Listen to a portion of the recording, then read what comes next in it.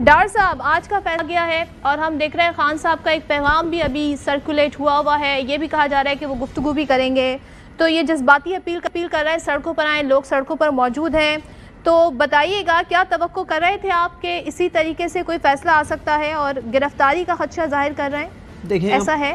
دیکھیں ہمارے لیے کوئی سرپرائز نہیں تھا آج کا فیصلہ، اور ہمیں دلی خوشی ہے کہ یہ ثابت ہو گیا۔ ہمارا موجودہ چیف الیکشن کمشنر کے خلاف سپریم جوڈیشل کمیشن میں جو ریفرنس بھیجنا تھا وہ درست فیصلہ تھا، اور کافی عرصے سے چیئرمین تحریک انصاف عمران خان موجودہ چیف الیکشن کمشنر اور تمام جو ممبرز ہیں ان کے حوالے سے قوم کو اعتماد میں لے چکے ہیں۔ یہ موجودہ الیکشن کمیشن جو ہے یہ امپورٹڈ گورنمنٹ کی ٹیم بھی بنا ہوا ہے۔ جتنے بھی ان کے ماضی کے فیصلے آپ دیکھ لیں پاکستان تحریک انصاف اور عمران خان کے خلاف آ رہے ہیں۔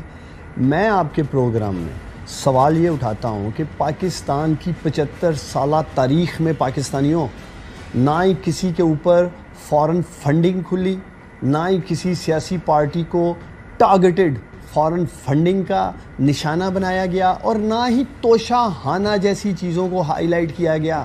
پچھلے 25 30 40 سالوں میں تقریباً جتنے بھی وزرائے اعظم تھے سبھی توشہ خانوں میں سے چیزیں لے رہے تھے، تو آخر کار سوال یہ ہے کہ کیوں واحد اکیلے عمران خان کو توشہ خانہ ہو، آپ کی فارن فنڈنگ ہو، آپ کی ٹیررزم کے کیسز ہوں، دفعہ 144 ہو، نام لیتے جائیں، ہر چیز میں عمران خان ہی کیوں ٹارگٹ ہو رہا ہے؟ بالکل ڈار صاحب ذرا سی آئینی اور قانونی ذرا سی ایکسپلینیشن صورتحال جان لیں کیا ہے۔ سلمان اکرم راجہ صاحب ماہر قانون ہمارے ساتھ ہیں۔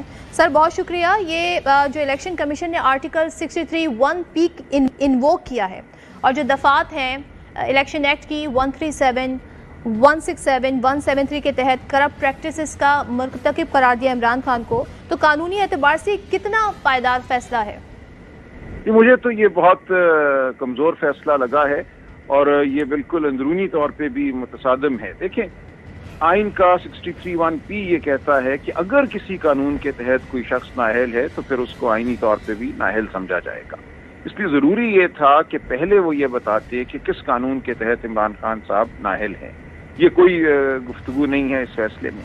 جہاں تک الیکشن ایکٹ کے سیکشن 137 کا تعلق ہے، وہ یہ کہتا ہے کہ اگر کوئی شخص گوشوارے اثاثوں کے حوالے سے غلط جمع کراتا ہے تو اس کے خلاف 120 دن میں فوجداری کارروائی کی جا سکتی ہے۔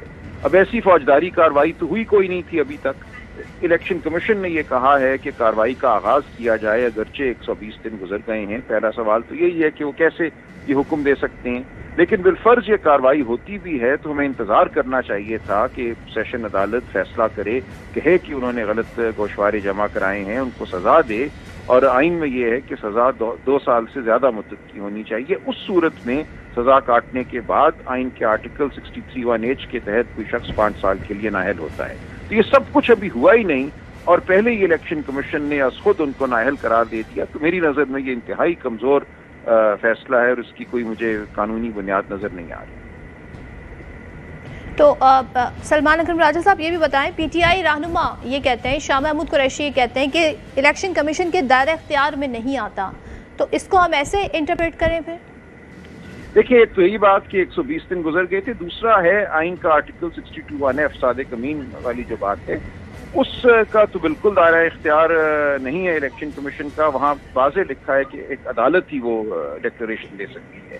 اس لیے اس فیصلے میں الیکشن کمیشن نے عمران خان صاحب کو صادق امین کے حوالے سے کوئی فیصلہ نہیں دیا۔ 62(1) کا کوئی ذکر بھی نہیں ہے اس فیصلے میں۔